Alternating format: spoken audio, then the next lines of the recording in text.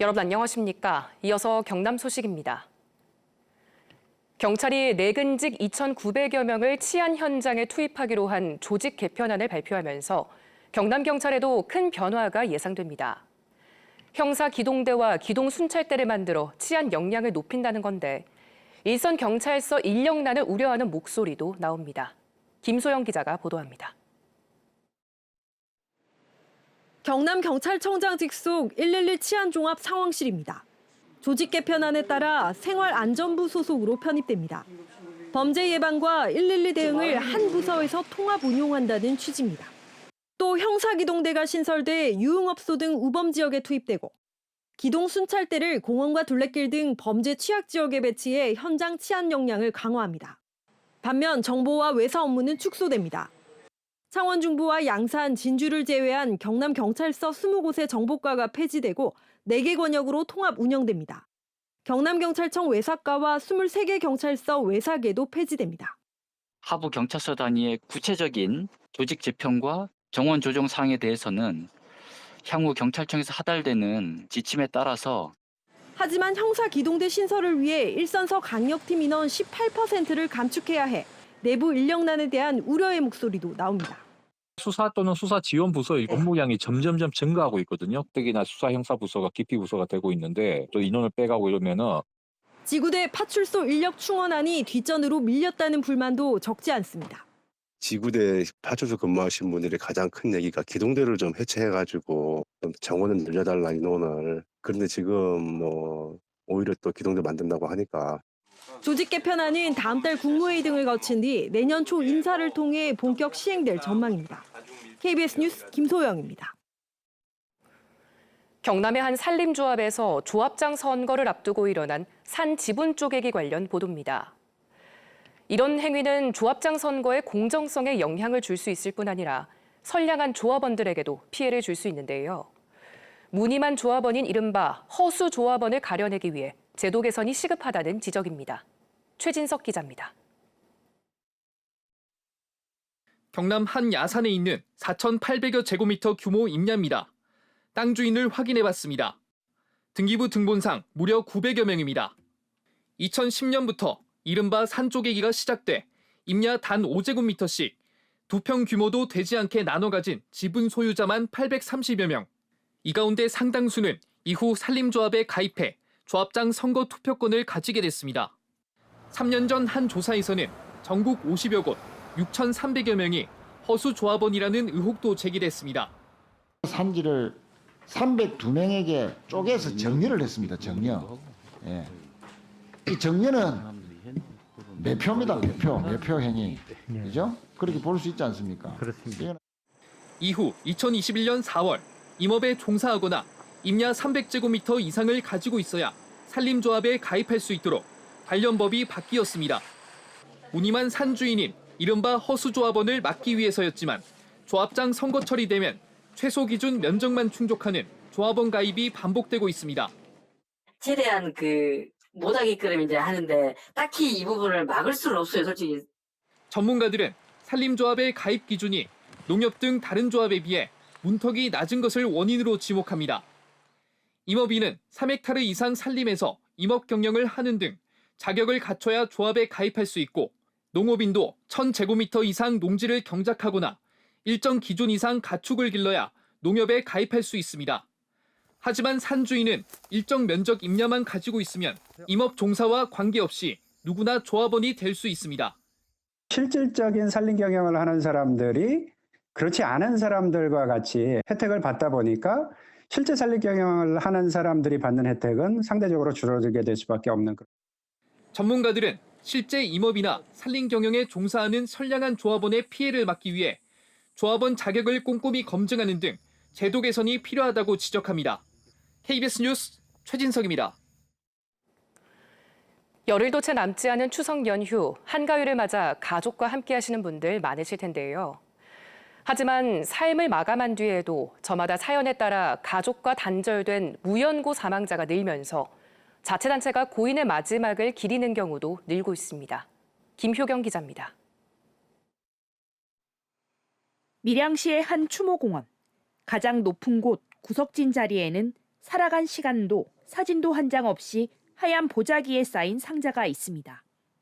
지난 15일 세상을 떠난 80대 조모 씨의 유골함입니다. 기초생활수급자였던 조 씨는 직계 가족이 없는 데다 형제마저 시신 인수를 거절하면서 이른바 무연고 사망자가 됐습니다. 현재 이곳에 안치된 무연고 사망자는 16명입니다. 거의 없다고 보시면 됩니다. 없죠. 없고 저희들이 한 번씩 달아드리고 그렇게 합니다. 예. 부모나 형제자매 등 연고자를 알 수 없거나 연고자가 없는 시신, 연고자가 있더라도 인수를 거절할 때 무연고 사망자로 분류됩니다. 경남의 무연고 사망은 2019년 150명에서 해마다 늘어 지난해 280여 명으로 3년 새 2배 가까이 늘었습니다. 올해도 지난 6월까지 240명이 넘습니다. 문제는 장례 절차입니다. 2019년 밀양과 김해, 양산이 공영장례 지원 조례를 만들기 시작해 경남 8개 시군에서 장례 지원 근거를 마련했습니다. 관련 법에 따라 장례비 80만 원을 지원받을 수 있지만 화장 절차를 진행하기도 빠듯하기 때문입니다. 공공장례 지원 조례로 장례비를 160만 원까지 지원하면서 영정사진을 만들고 빈소를 마련해 고인에 대한 마지막 예우를 갖추고 있습니다. 무연고 사망자의 개념을 넘어 인간의 존엄성을 지키려는 노력입니다. 소외된 분들이 마지막 가시는 길을 편안하게 모시는 것이 이분들에 대한 지역사회의 책임이며 사회 분위기를 조성하는 것이라고 생각합니다. 보건복지부는 1인 가구 증가와 고령화로 무연고 사망이 늘 것으로 보고 있고 경상남도도 공영장례를 지원하기 위한 연구 용역을 진행하고 있습니다. KBS 뉴스 김효경입니다. 어제 국회 과방위 안건조정위원회가 우주항공청 설치 관련 특별법 심사를 진행했습니다. 이번 심사에서는 대전에 있는 연구기관과 사천우주항공청의 역할 분담과 경쟁 관계가 쟁점으로 떠올랐지만 큰 문제 제기는 없어 한 고비를 넘긴 것으로 풀이됩니다. 천연수 기자입니다. 우주항공청 설치 특별법 심사를 이어간 국회 과방위 안건조정위원회. 사천시에 우주항공청을 설치하는 경우로 논의를 압축했습니다. 대전에 위치한 항공우주연구원과 천문연구원 직원들이 근무지를 옮겨야 하는 것은 아닌지 우려의 목소리가 나왔습니다. 정부는 항우연과 천문연이 사천으로 옮기는 것은 아니라고 선을 그었습니다. 대전의 연구, 고흥의 발사체, 사천의 위성이라는 삼각체제 구도를 그대로 유지한다는 것입니다. 대전과 사천이 연구개발, R&D에서 경쟁하는 것은 아닌지도 쟁점입니다. 더불어민주당은 항우연과 천문연의 연구개발 기능이 위축되는 법안은 안 된다는 입장입니다. R&D와 관련된 조직을 하나 만들고 또 기존에 있던 천문연과 항우연과 이렇게 경쟁을 하는 듯한 이런 모습을 지금 보이고 있는. 과기부는 우주항공청 산하에 전문 연구기관이 들어올 뿐 경쟁 관계가 아니라고 설명했습니다. 새로운 연구기관을 두는 게 아니라 우주항공청 안에서 개념 설계, 나사처럼 개념 설계나 이런 연구 기능을 갖는 것이지. 앞서 진행된 민간 전문가와 업계 공청회에서는 사천우주항공청이 차관급 위상이라는 점에 우려가 있었으나 설립 자체에 대한 문제 제기는 없어 특별법 통과에 한 고비를 넘긴 것으로 풀이됩니다. 과방위 안건조정위원회는 오는 25일 우주항공청 특별법안을 종합심사하기로 해 추석 전 의결을 기대할 수 있게 됐습니다. KBS 뉴스 천연수입니다. 오늘은 흐린 하늘에 비 소식이 있겠습니다. 현재 저기압에 의한 비구름대가 서해상에서 다가오고 있는데요. 우리 지역은 오전부터 서부 지역을 시작으로 점차 확대되겠습니다. 특히 오늘 밤부터 내일 아침 사이 남해안을 중심으로는 시간당 30에서 50mm의 매우 강한 비가 내릴 가능성이 있어 유의하셔야겠습니다.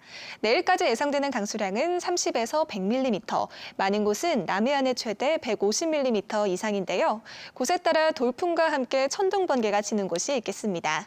한편 비가 내리면서 늦더위는 물러나겠습니다. 오늘 창원의 낮 기온이 25도로 예년보다 낮겠습니다. 자세한 지역별 기온 살펴보겠습니다.